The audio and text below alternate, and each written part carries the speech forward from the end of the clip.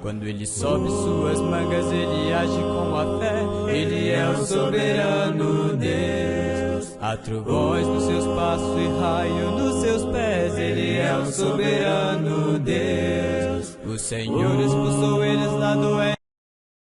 Lição número 3. A parte de Jesus. Continuamos nosso estudo sobre o eterno propósito.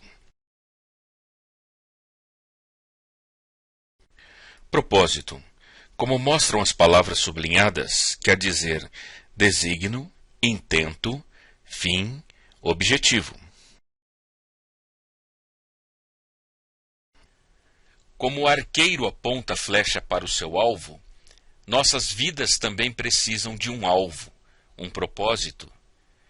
Estamos falando de um propósito muito diferente do propósito cotidiano, de simplesmente levantar-se, ir ao trabalho, voltar para casa e começar tudo de novo no dia seguinte.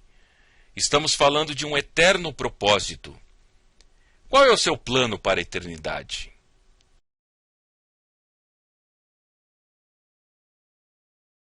A Bíblia diz em Efésios capítulo 3, verso 11, de acordo com seu eterno plano que ele realizou em Cristo Jesus, nosso Senhor. Este versículo agora torna-se ainda mais importante devido às palavras que ele realizou em Cristo Jesus. Pois hoje veremos como Jesus estabeleceu ou cumpriu o eterno propósito.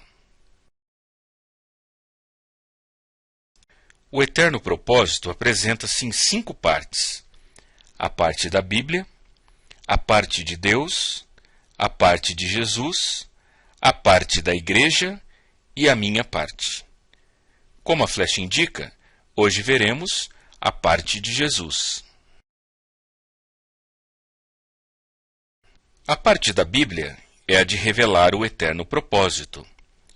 A de Deus é preparar o eterno propósito. E a de Jesus é cumprir o eterno propósito.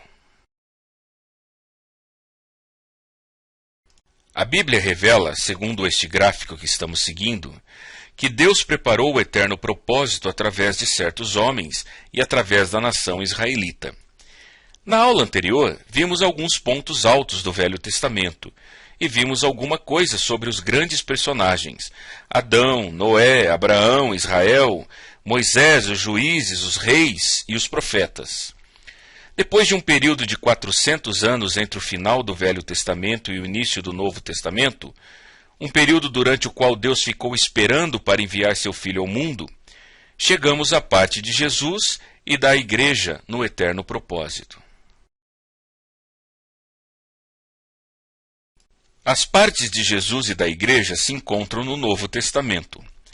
O Novo Testamento contém 27 livros, 4 livros de biografia, que contam a vida de Jesus, um livro de história, que conta a história da Igreja, 21 epístolas ou cartas, enviadas a igrejas ou indivíduos, e um livro de profecia, o qual prediz a vitória de Jesus e da Igreja no final do mundo.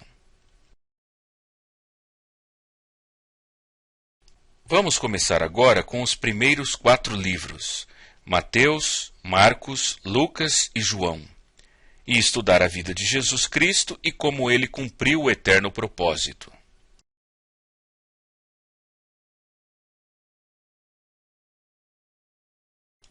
Quem é Jesus?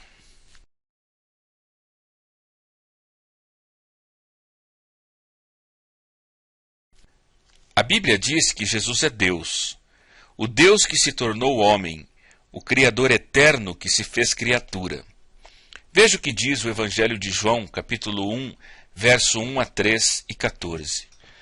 No princípio era aquele que é a palavra. Ele estava com Deus e era Deus. Ele estava com Deus no princípio. Todas as coisas foram feitas por intermédio dele. Sem ele, nada do que existe teria sido feito. Aquele que é a palavra tornou-se carne e viveu entre nós. Vimos a sua glória, glória como do unigênito vindo do Pai, cheio de graça e de verdade. Também o apóstolo Paulo, em sua epístola aos Filipenses, no capítulo 2, versos 6 a 8, diz que, embora sendo Deus, não considerou que o ser igual a Deus era algo a que devia apegar-se, mas esvaziou-se a si mesmo, vindo a ser servo, tornando-se semelhante aos homens, e sendo encontrado em forma humana, humilhou-se a si mesmo e foi obediente até a morte e morte de cruz.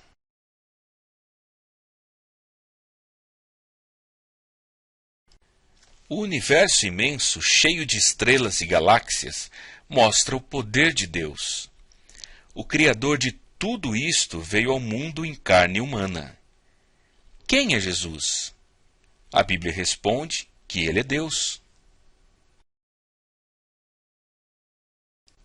Jesus é a bênção através de Abraão.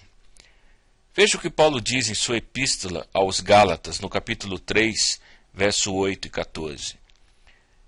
Prevendo a Escritura que Deus justificaria os gentios pela fé, anunciou primeiro as boas novas a Abraão. Por meio de você, todas as nações serão abençoadas. Isso para que em Cristo Jesus a bênção de Abraão chegasse também aos gentios.